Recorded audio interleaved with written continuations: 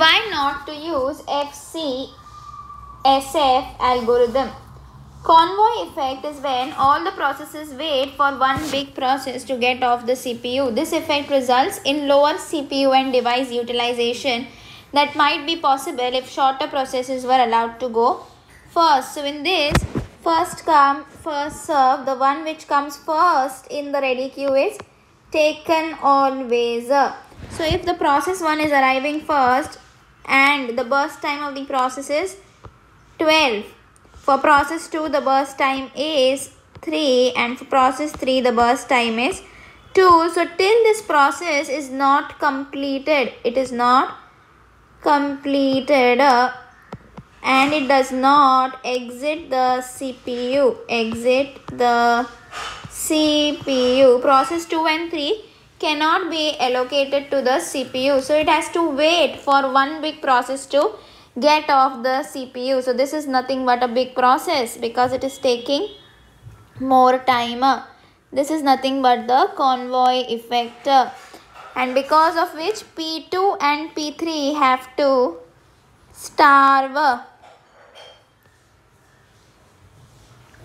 This effect results in lower CPU and device utilization. So the CPU will not be utilized. The CPU has to wait till the whole process is completed.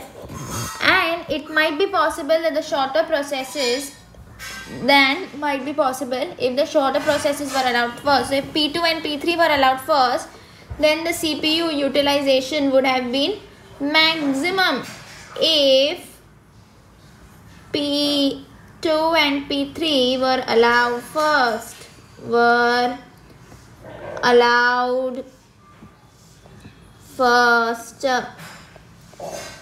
The FCSF algorithm is thus particularly troublesome for time sharing systems, where it is important that each user get a share of a CPU at regular intervals. It would be disastrous to allow one process to keep the CPU extended for a longer period of time. So you can't keep the CPU waiting for just one single process. So we cannot keep the CPU waiting for one single processor, for one single process to get complete. It will waste a lot of time in case of time sharing systems.